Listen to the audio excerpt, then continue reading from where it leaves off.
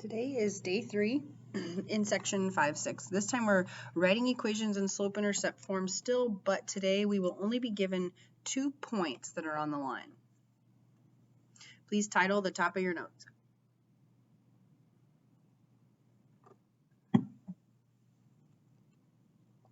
Okay, so let's talk about some steps today to writing an equation in slope-intercept form when you're only given 2 points.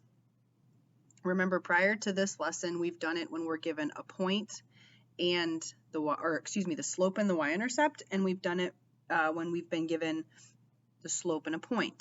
Now, again, today, we're just given 2 points. So the first thing we're going to do is calculate the slope. We know the slope formula. We'll do y2 minus y1 over x2 minus x1. And once you've calculated the slope, then we're going to use the first point and the slope to plug into the equation again, because we still have to calculate the y-intercept.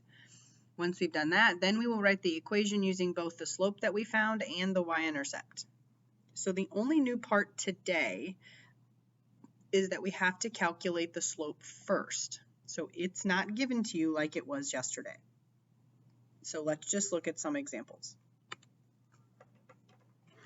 So again, writing an equation in slope-intercept form given these 2 points. What this means is that our line crosses through those 2 points. If I plotted those 2 points on a graph and I drew a line through them, that would be our line of the equation that we're about to write. So first we're going to calculate the slope. Remember, when we calculate slope, it's y2 minus y1, so that's 9 minus 4, over x2 minus x1, which is 6 minus 3. 9 minus 4 is 5. 6 minus 3 is 3. So our slope is 5/3. Now we are where we were yesterday. We have the slope and we have a point. We actually have 2 points. So we're going to write slope-intercept form, plugging in those 3 pieces. We need to plug in an x and a y, and we need to plug in m so that we can solve for b. Now, in this case, it actually doesn't matter what point you use. I will always use the first one. It's consistent, so I always pick the first point. So remember, from the first point, the y coordinate is 4, my slope is 5/3, and the x coordinate of that same ordered pair is 3. It doesn't matter, again, if you use the first or second ordered pair, just don't mix them. Okay, if you're going to pick the x from the first ordered pair, you also have to use that y. So when we multiply a whole number times a fraction, we can cancel, those 3's cancel, and so we just get 5 plus b. I'm going to subtract 5 from both sides. So now I have b equals -1. So we're going to use the slope that we calculated and the y-intercept that we calculated to write the equation. Y equals 5/3 x minus 1. This is the answer. This is the equation for the line that goes through those 2 points.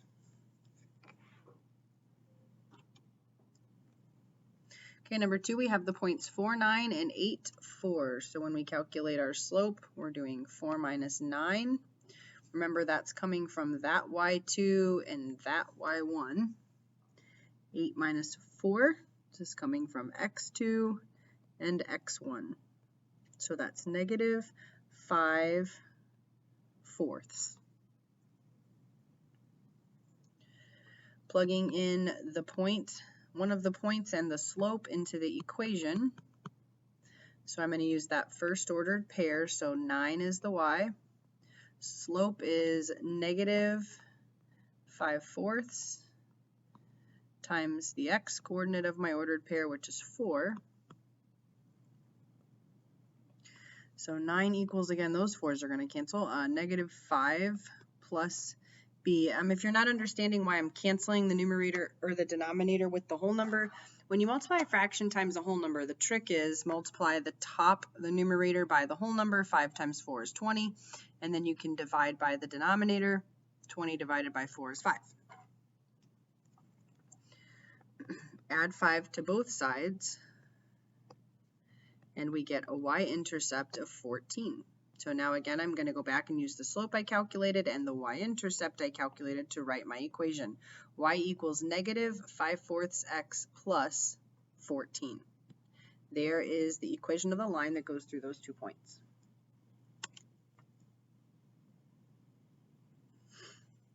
Number 3, we've got 5, 0, and 0, 7. Lots of zeros. That will make this one a little bit easier. So we calculate the slope. It's 7 minus 0 over 0 minus 5. Pay attention and make sure you're going in the same order so you get the correct sign. This is 7 over negative 5, or that's the same thing as negative 7/5. I prefer to write my fraction with the negative in the numerator versus the denominator. So now we have y equals mx plus b. I also like to write the equation so that I know I can see what pieces I'm plugging in. I'm going to use this first ordered pair. So my y is 0. My slope was negative 7/5, and I'm going to multiply that by 5, which is the x coordinate of the first ordered pair. 0 equals negative 7/5 times 5. Again, those 5s are going to cancel. This worked out kind of nice, didn't it? Negative 7 plus b. Now we're going to add 7 to both sides.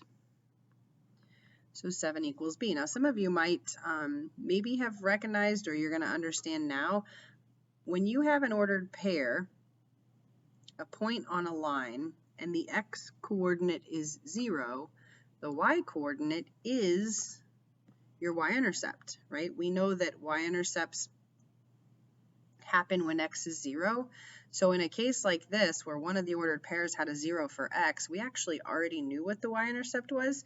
We could have maybe saved ourselves some time from doing all of this math, but that's okay. I wanted to be able to show you that you do still get 7 when you calculate it using algebra.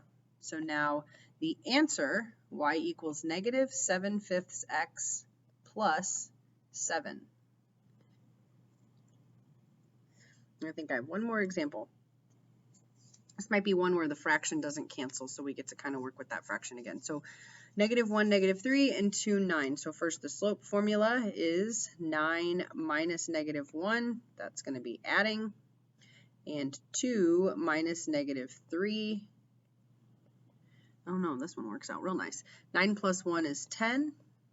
2 plus 3 is 5. That gives me a slope of 2. Always reduce these right here. Don't go into the problem and try to work with 10/5. That's just, it's a fraction for one, but it's also not reduced, so you're going to be working with bigger numbers. It just makes it easier if you reduce it right here. So using that first ordered pair, plugging in my slope and the point into slope-intercept form, I get negative 1 equals, my slope is 2, the x is negative 3, plus b. So that's negative 1 equals negative 6 plus b, adding 6 to both sides. And we get 5 equals b, or b equals 5.